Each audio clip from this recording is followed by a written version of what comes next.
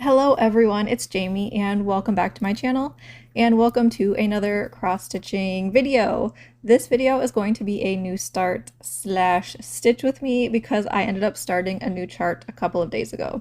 So I recorded this video when I had the start because I wanted to get the exciting new start on camera, but I could not talk at the time, or I could talk, but like my kids were playing in the background, so it was very loud because it was still summer when I started this chart.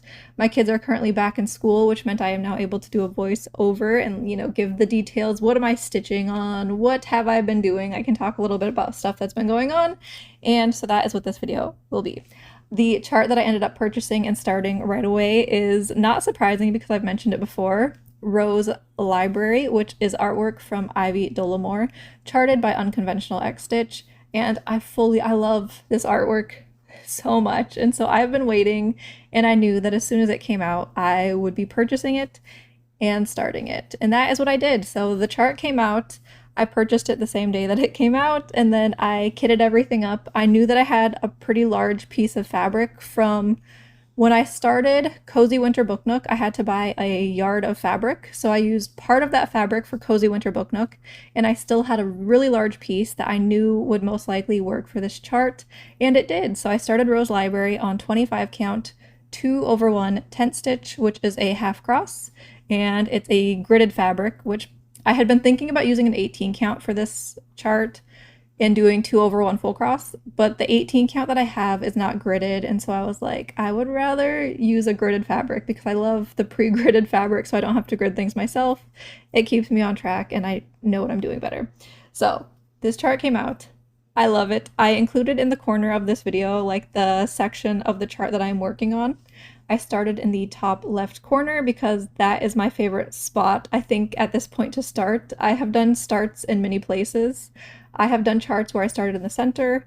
I have started in the center of the top row. I think I've started on bottom corners. Like when I stitched Death by Cross Stitch, I started in the bottom left corner. So I've started in many places, and I am definitely a top left corner starter because I like to be able to just cleanly work my way out from that point, and so that's what I did.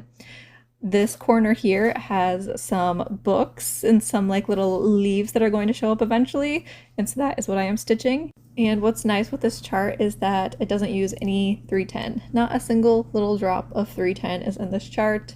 This chart is just all colors, and I love the way that it turned out in the charting process. Like Unconventional X Stitch, they said that the artwork for Ivy Dollamore like took a while for them to release because they were trying to get all the colors right, because there's like a lot of colors that like need to blend together properly, and you can tell in the mock-up that it is a good chart. Like there's not any dark areas where you're losing details, and all the details come out pretty good, especially when this chart is not huge. I think this chart is 250,000 stitches, so it's not huge. Like it's not like Cozy Winter Book Nook is like 500,000.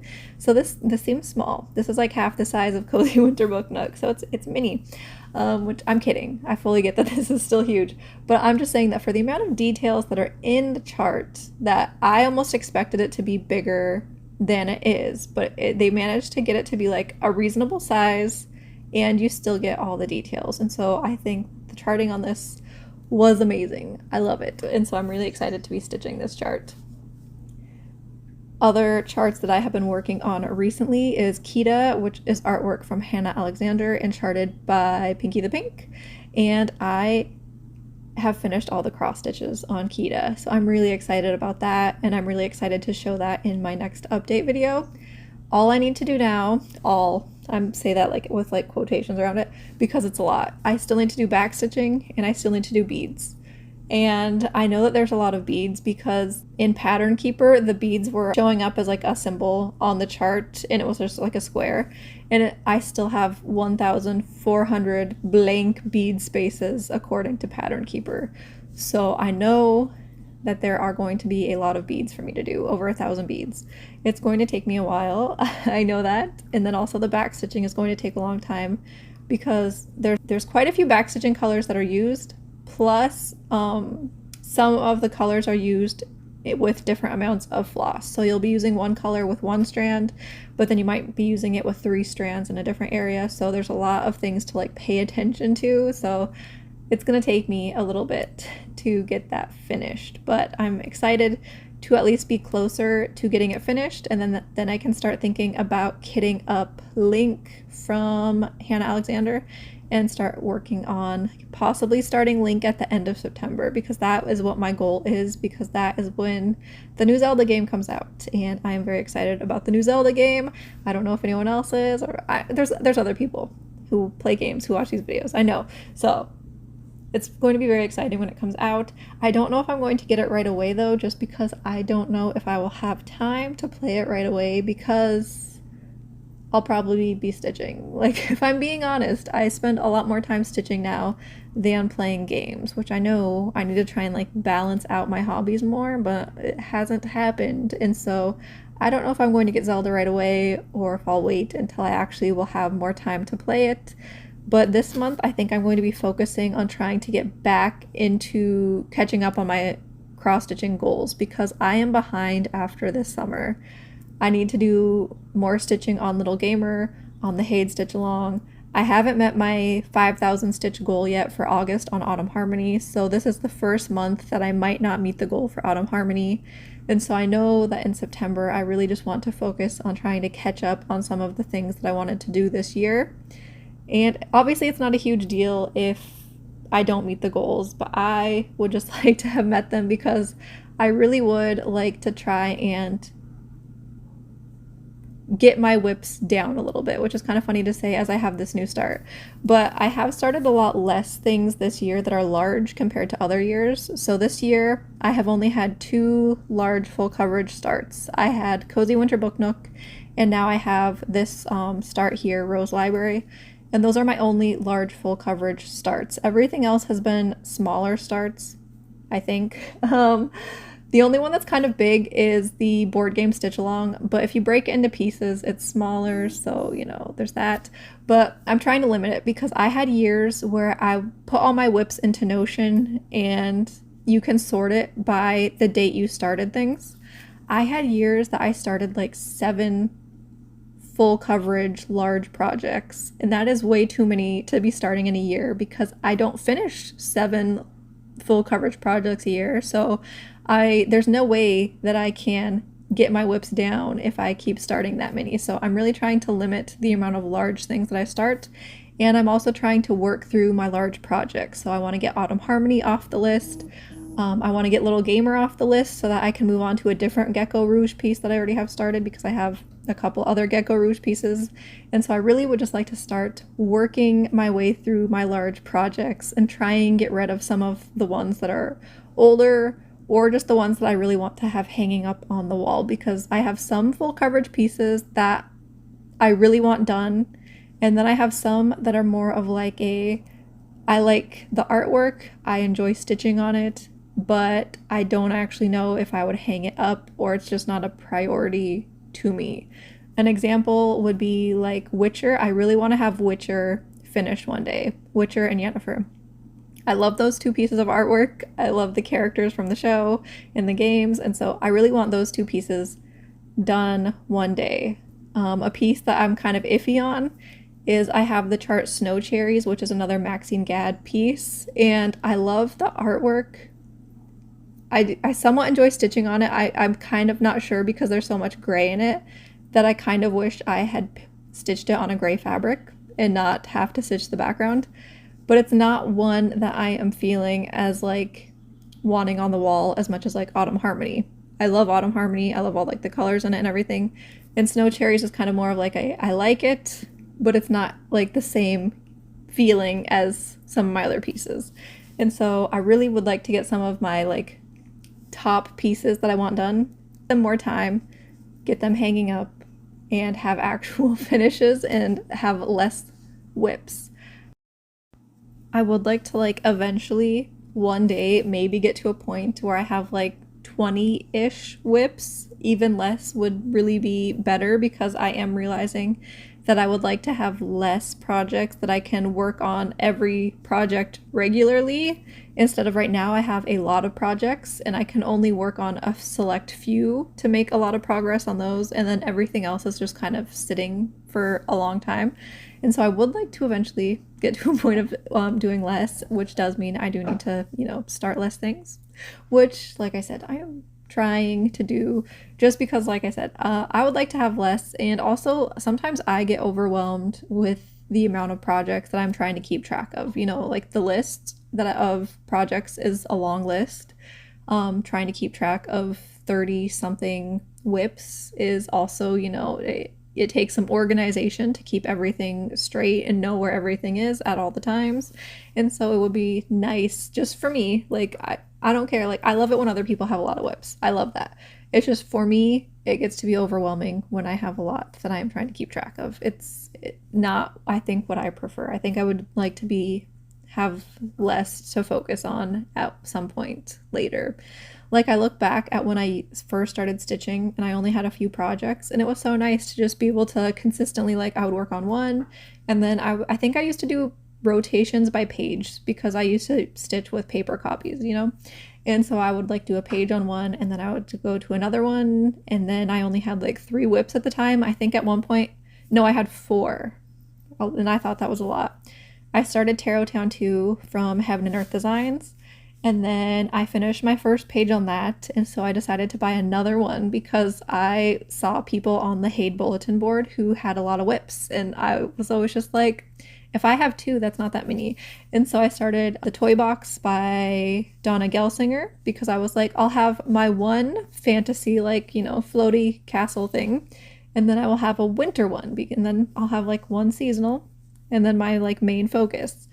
And then it just kind of exploded. I also had Pinocchio, which the kit from Thomas Kincaid, Disney Dreams, whatever that kit was. I can't remember the company that put those kits out, but they're not in business anymore. And the kit wasn't great. So I also had that as a whip. So I had the 3.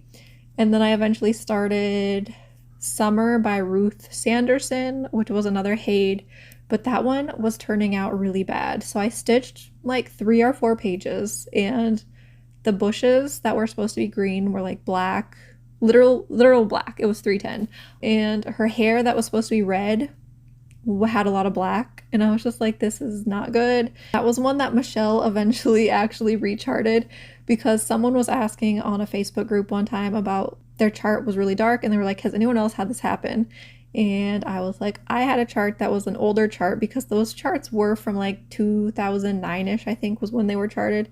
And I was like, I had one, Ruth Sanderson Summer, and I posted the pictures of it, and I was like, it was really dark. It did not use a lot of colors for some reason. I think it only had like 60 colors, and it just did not turn out. And then Michelle saw that, and she was like, oh, I can rechart it, and she recharted it. So I do have a new version of it, which the new version is a lot bigger than the one that I had before, so it's not something where I could have like melded them together because the new one is a lot bigger, and it does look a lot better. So that is something for one day I would like to start it because I loved that chart. I really like the artwork from Ruth Sanderson. I think it's Ruth Sanderson. I think she's the one who has the Woodland Enchantress artwork that Dimensions has. And that's also one that Heaven and Earth Designs has charted. And then there was the Fall Fairy. And I think Dimensions has like a Summer Fairy is what they call it, I think. There's a lot of fairies. That's all I know. And I really like them. I'm just kind of scared by Dimensions kits because I have never stitched on a Dimensions kit before. And I know that they have half stitches in the background a lot of times, and then like they'll use different amounts of thread, so you have to pay attention to like the amount of thread you're supposed to be using and all that stuff. So I know that they can be a lot. So I haven't started a Dimensions kit, but eventually it would be nice to. All of that to say, what I'd originally been talking about is the fact that I used to only have like 4 whips, and then I think I discovered Floss Tube, and then it just explodes from there. And I think I started adding to whips because I was like, well, I will have a long dog sampler, just one long dog sampler to add some variety so it's not just all full coverage. And then I was like, okay, well, if you're gonna have one long dog sampler, we'll just have one of this and like one fandom chart. And so I started Game of Thrones, and it just spirals by saying I'll just have one of this. And my newer thing is I'm just like, I'll have at least one chart for most of the companies. And that was kind of my justification for Rose Library, is that I don't have an unconventional X-Stitch chart. So this is my first unconventional X-Stitch chart. And so now I'll probably end up finding just a different company that I'll want charts from. I know that there's Contemporary Cross Stitch, and I don't have a chart from them yet, but their charts are very big, I think, because I looked at them before and I think that they were huge. And so that kind of scares me away a little bit, even though I have a lot of large charts, but trying to avoid huge charts. So one thing that I've considered doing, but I haven't really talked about because part of me is like, if I say it, then I might have to do it. And I'm not sure if I can do it, is the thing. And so I've thought before about doing like a year of whipping down, but I also feel like because my projects are so large, it would take a lot more than a year. But because I've talked about how like I would like to get my numbers down, and I think I've talked about that like in my whip parade, I'm fairly sure that I was like, I would like to get under 30 whips. Right now I think I'm at like 36. So I have more than I had at the beginning of the year right now, I think. And so I've thought before, not even calling it a year of whipping down, but just a whipping down process. And I don't want to say that I wouldn't do any new starts because that's not realistic, but I would like to stick to what I was trying to do this year, where most of my new starts are smaller. So like I think I said at the beginning of the year that I wanted to start mostly things that are like under 100,000 stitches, but I think I would like to even go lower and just have like under like 20,000 stitches. So that would really be more of like some of like the Flossy Fox Shop charts that like I have some of the ones from the Patreon when I was on Patreon, and just things like that, like smaller charts that aren't necessarily full coverage, and just I'll still have some of those new starts sprinkled in that are things that can actually get finished in a timely manner, but less of the full coverage charts, and then just try and get my whips down. And I know that there are some charts that I have that could be finished pretty fast. And an example is I have Strawberry Farm, which is from Flossy Fox Shop. That chart was fairly small. I think it was only like maybe 3,000 stitches, which I could have that finished in a couple of weeks if I really wanted to, or even less if I just focused on it. Which I will say, like, I have days where I don't stitch at all, and then I have days where on the day that I finished the cross stitching on Kita, I did almost 2,000 stitches, I think, because I just wanted it finished. And so Strawberry Farm is one that I could pull out, and I could probably finish that fairly quick. I also have the Northern Lights chart that I purchased after I saw the Northern Lights, and that one is 7,000 stitches. So I have like a couple things that are small in general, so they would be fairly easy to get finished. I also would like to get Templar Prophecy finished because I started that a long time ago. I think it's my oldest long dog sampler chart that I'm working on. Dragon Hall also isn't a huge chart from Long Dog Sampler.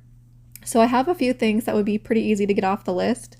And then the harder part would be trying to get some of the larger full coverage. And so hopefully at the end of the year, Little Gamer will have like 20 or 30,000 stitches left. I'm not sure how many. And that would be something that I could tackle next year, and then hopefully get Autumn Harmony finished. And so I really would like to try and focus now on getting progress on my whips and getting them off of my whip list and get it down, whip down. And also in part of that process would be possibly pausing or just completely stopping some of the charts that aren't my favorite.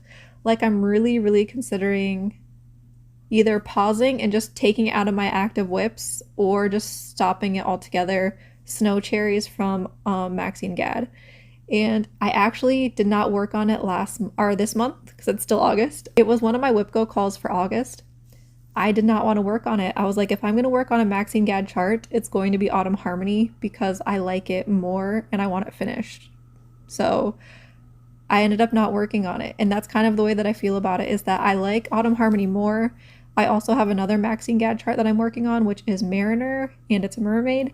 And I also like that one more than Snow Cherries. So I really feel like just pulling that one from my whips and just not counting it anymore, because I don't think that's one that I will actually ever get finished. So I don't feel like it's worth taking time away from my other whips to work on this one that isn't a favorite. Like, I like it. I like the artwork. I think I would love it as like a print, if I could get like a print of the artwork, or even as like a diamond painting, because I have also been thinking about like getting diamond paintings, because Ivy Dollamore is also on Diamond Art Club. So I was looking at some of the diamond paintings on there. And so like some of the stuff, if I could find it instead of cross stitching it, but find it as a diamond painting, I would consider, because diamond painting, it tends to go faster. So you're not putting as much time into it as cross stitch. And so there are some things that I would like finished if I could finish it in a faster way than cross stitch, but cross stitching takes a very long time. So I'm just kind of thinking about also if there's any whips that are kind of things that I've fallen out of love with that I might want to just pull, because I've realized that there are some pieces where I'm like, oh, this piece doesn't have that much done on it. Why is it like that? And then it's probably because I just don't like it as much as I like some of my other things. So why do I keep it around, you know? Like, kind of Marie Kondo my whips. Like, does this bring me joy? And see what happens there. And so that might be something that I start trying to do and focus on more. And like I said, I don't want to put a timeline goal on it, because that makes it more stressful, because some of these things are going to take a while to get finished because they are so big. But I would just really like to just focus on the things that I have going on. Just going forward, focus on the things that I have. Give them love and enjoy the process of seeing them stitched. So that is something that I will most likely be trying to do. Another topic that I can talk about, just because I need more topics. I can't remember how long this Stitch With Me is. The whole thing that I was trying to do in the Stitch With Me, stitching method wise, is I don't really have a method that I know that I want to use yet for this chart. So I was stitching in the top row, and I was trying to get that first 100 stitches filled in that first 10 by 10 block. And I think at the end of the video I did have that first top block filled in, and then I was parking things in the row underneath. So that's what I was doing, is I was just kind of focusing on the first block and the block next to it maybe, and then parking things so that I could get the first block finished. And then after I filmed that video, I kind of started doing like very loose diagonal stitching. And I say very loose because I don't, when I do diagonal stitching, I don't tend to stick to the harsh diagonal line, because I worry about getting lines in my stitching.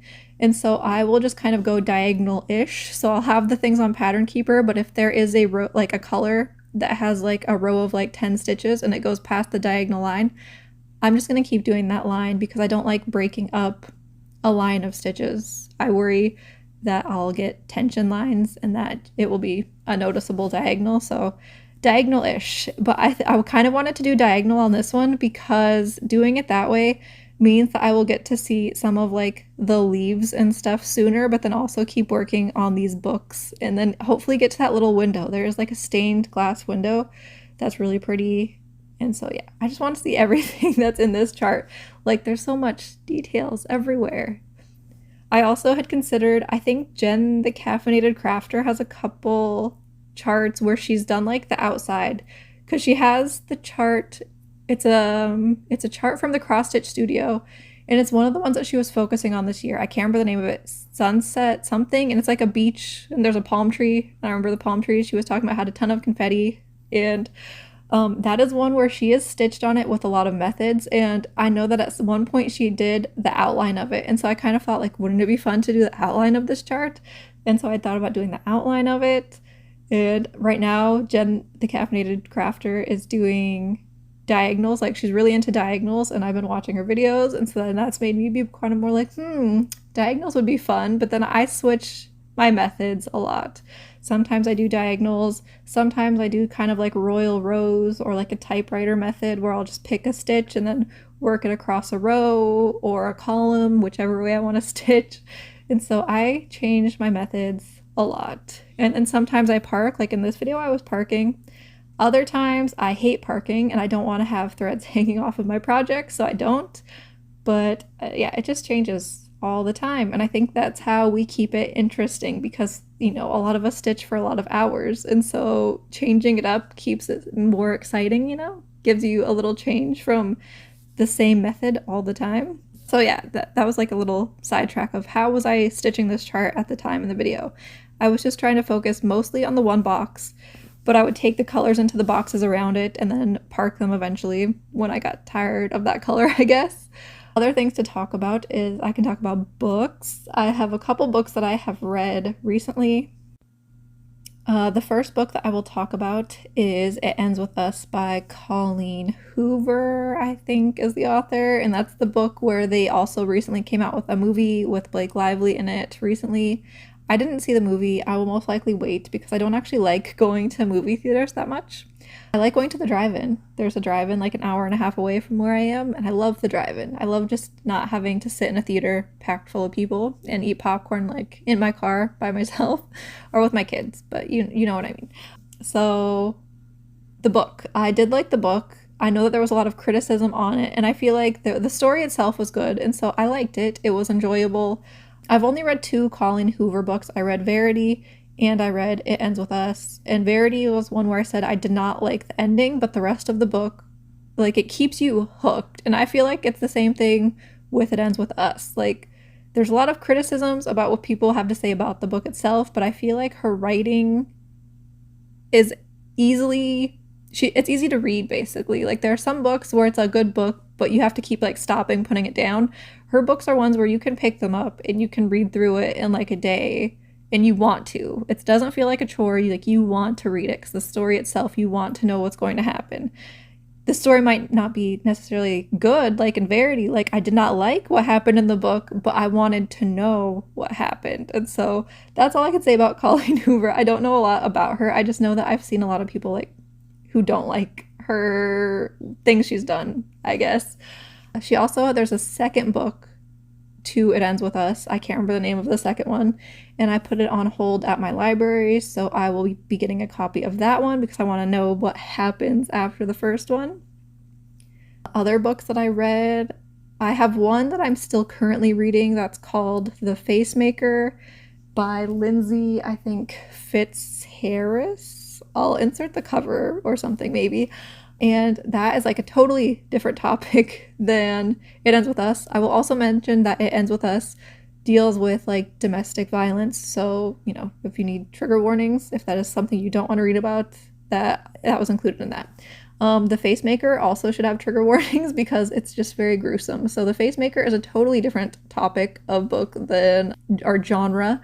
And it is like medical history during World War I. So during World War I, a lot of soldiers were getting facial injuries, and it is about a doctor who started coming up with surgeries for the facial injuries that people were getting because plastic surgery wasn't a huge thing back then. There was a lot of, you know, medicine itself just wasn't as good back in World War I days. So it's about the guy who helped come up with a lot of plastic surgery for soldiers who needed it. And so it's very gruesome though. Like in the first chapter or whatever you read about a guy who is giving details of like what would happen on the battlefield when people got like these facial injuries, and it has details. There's also pictures in the book of like the before and afters of people's. So if you don't like graphic things, that book might not be for you, because even me, I feel like I can handle most of that stuff pretty well. Like back in the day, I don't know if anyone remembers, back in like the early 2000s, there used to be all those like plastic surgery shows on TV. There would be like Dr. 90210 and stuff like that. I used to watch those shows so much. I loved those shows, which now I'm looking back, like those shows were probably terrible. There was also that show called The Swan, which I don't know if people remember that show, but on that show,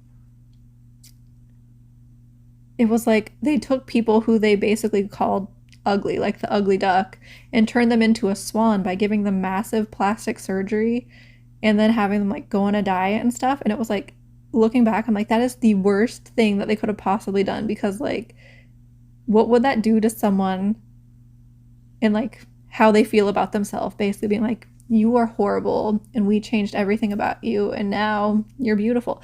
It was a terrible show idea. I don't know why why that was a thing back then, but there used to be a lot of plastic surgery shows and I used to love watching them. And so I can somewhat handle the book. There are times where I have to put it down because my stomach is like, can't handle it. Go back to listening to a fairy book. And so then I listen to a fairy book. Speaking of fairy books, I recently have been on a little Throne of Glass binge because I had 2 of the audiobooks on hold at the library. I had the prequel, which is I think called The Assassin's Blade, and that is before, like, what happens before the first book that gets the main character to where she is in the first book. And that was really good. I really liked that. I listened to it very quickly. Like, they are very good books. And then the technical second book in the series, Throne of Glass, I had available too. And so I got both of those books. And so I did the prequel, and now I'm listening to the second book in the series. And it's very good. I don't remember what the second book is called though. So I will try and insert a picture of the cover. And those books are by Sarah J. Maas. I really enjoy this series more than A Court of Thorn and Roses. I liked the first 2 books of A Court of Thorn and Roses a lot, and then I feel like it went downhill. I really did not like the one book, the one that was kind of like a filler book where it was like their winter solstice thing or whatever. I did not like that book. I did not finish it. I actually ended up watching someone summarize it on YouTube. There is a channel, I think it's Carrie Can Read, and she will summarize books. And so she summarizes it so you don't have to read like the whole thing. And the summaries are always like hilarious. And so sometimes if I have a book that I cannot get through, I'll watch the summary and then I know like the gist of what happens in the book, but I don't have to actually listen to the entire, however long the book is. And then after that is the book with Nesta, and I tried listening to that book multiple times and I did not make it all the way through ever. So that's where I stopped at Nesta. I don't know if there's anything else after that or if that's it. I don't know, but that series, like I said, the first couple books were good. I also feel like they were worth reading because of the fact that there are so many like memes about that book and like videos that people make about it that are just so funny. Like what they call Tamlin. They call Tamlin tampon, and I don't know, it's just very funny. I like all this stuff associated with the books. You gotta know like all the backstory and just all the jokes that they make about all the characters. So I read that. The Court of Thorn and Roses. No, I read Throne of Glass. And then Gideon the Ninth, I know someone had commented asking what I had thought about Gideon the Ninth. I haven't listened to it since I talked about it in my video before, like last month sometime. And part of it is because I prioritize my library books, and Gideon the Ninth is on Audible, so I don't have a time limit on listening to it. So I haven't listened to it. And I also kind of feel like I need to just start from the beginning. So I need the time to like go back and just start over from the beginning. Sometimes I feel like that helps when like that book, for some reason, there was like a lot of characters, a lot going on, and I don't feel like I took it in very well at all. I just realized that the video is almost over, so I need to wrap up this voiceover, but I wanted to talk about knitting really quick. So I only have like 4 minutes to talk about it, but for knitting, I actually was focusing on knitting for a while the last couple weeks, and that was part of why I don't have a ton of cross-stitch projects that I've worked on the last couple weeks. But I finished my knit shawl that I was working on, so I can show that in my next update. And then I also finished my sock that I was working on, and so I finished a set of socks. So I finished both of the socks for me that I was making using, I think, yarn from Geektastic Fibers in the Charm Offensive colorway, and it was the socks that I had started the first one for Sock Week in July. So I finished that, which means my only knitting crocheting projects are I have 2 scrap blankets, which are long-term projects because I'm just using yarn after I've made so when I made my socks recently, I made a granny square after I finished making my socks, and then I also made a square on my memory square blanket, and so that's a long-term project because I'm just using scraps once I finish projects. And then like I said, I finished my shawl, but the scraps from my shawl are too thick of yarns to use for those projects. So I'm going to have to figure out something else to do with thicker yarns once I'm done with them. And then my only other knitting project other than the blankets are my daughter's leg warmers, which I plan on working on in the car pickup line now that school is back in session. So I will be starting a pair of socks this weekend though, because someone is doing a read-along/knit along for a book series, which is A Werewolf's Guide to Seducing a Vampire by Sarah Hawley. And so there's a book that just came out, A Werewolf's Guide to Seducing a Vampire. I'll put the picture out because I just said that really fast. And so the whole thing is that a yarn dyer, which is Kirby Werby Yarns, they dyed a yarn that matches the book. And so there is a read-along/knit along starting on September 1st, and so you're going to read the book and then knit a pair of socks using the self-striping yarn, and I'll try and insert a picture of the yarn. And so on September 1st I will be starting another pair of socks because I am just a sock person now. I do love all socks. I think I'm just going to make another pair of vanilla socks because it's a self-striping yarn, and I feel like that would be the best thing to show off the self-striping yarn. And self-striping yarn wouldn't be great for like a textured pattern because you might not be able to see the texture very well. So I will be starting that, but I only have like a minute left, so I am running out of time to talk about knitting. So I'll have to talk about knitting more in my update video because I have plans of things that I would like to knit this fall. I think I want to make a vest. I'm for sure going to make a vest this fall, maybe. And so I have plans to start that soon. I want to make another hat. I have lots of things for knitting that I would like to make using a lot of yarns that I have because I would like to use up the yarns that I have. I also want to buy more yarn though because there was those anniversary cakes at Michael's from this one company. I can't remember the company, and it's this huge like 2-pound thing of yarn, and I want one of those so bad to make like a blanket or something. I've seen people make like it's like a star-shaped 6-day blanket or something like that. I've seen people making it on YouTube, and so I really want to do that. But this video is almost over with my stitching. I tried to finish that first 10x10 block, which I did do while I was stitching, and then I also got some progress on the blocks around it.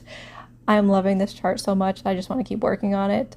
But there are WIPGO projects and things that I need to talk about in my next video that will keep me from working on this. But I will see you all in my next update video, hopefully next week. Bye!